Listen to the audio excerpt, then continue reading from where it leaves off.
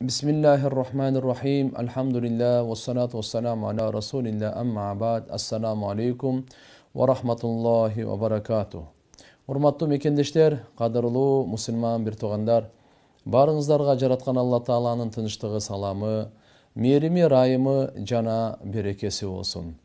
Жараткан Алла Субханаху ва Таала туткан орозоңуздарды, окуган намаздарыңыздарды, кылган кайрымдуулуктарыңыздарды, дуа тообаларыңыздардын баардыгын кабыл кылсын.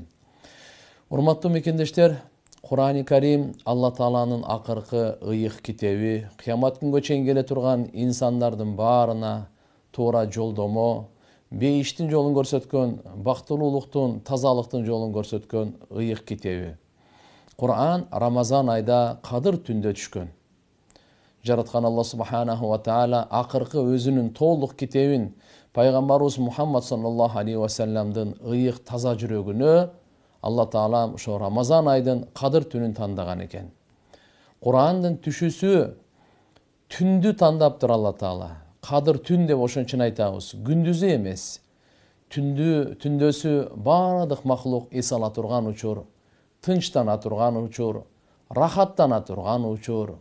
Кудум ушундай Кур'ан-ы Карим бүткүл адамзаттын рахатына, бүткүл адамзаттын бейпилдигине, бүткүл адамзаттын тынчтыгына, бактысына, адамзаттын ортосундагы ушундай ынтымак үчүн Алла Субханаху ва Таала түшүргөн. Бул Кур'анда 114 сүрө бар. 114 сүрөнүн бир сүрөсү Суратул Кадр. Кадыр сүрөсү деп коет. Кадыр деген мааниси эмне? Аалымдарыбыз 3 маанисин айтат. Биринчиден бунун мааниси Кадыр деген бул мартаба, бул кадыр барк, бул даража, бул ушу шарапаттуулук, улуулук болуп эсептелинет. Кадыр дегенин мааниси. Демек бул түнү адам баласынын кадыры көтөрүлөт Алланын алдында. Күнөөлөрү кечирилип, даражасы бийик болот Алланын алдында.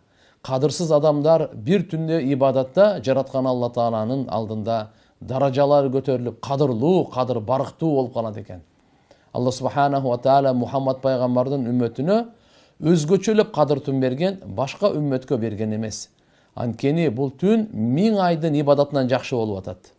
Бир түндө 1000 айда ибадат кылып жете турган даражага жетип атат. 1000 айдан жакшыраак деди. Канча эсе жакшыраак?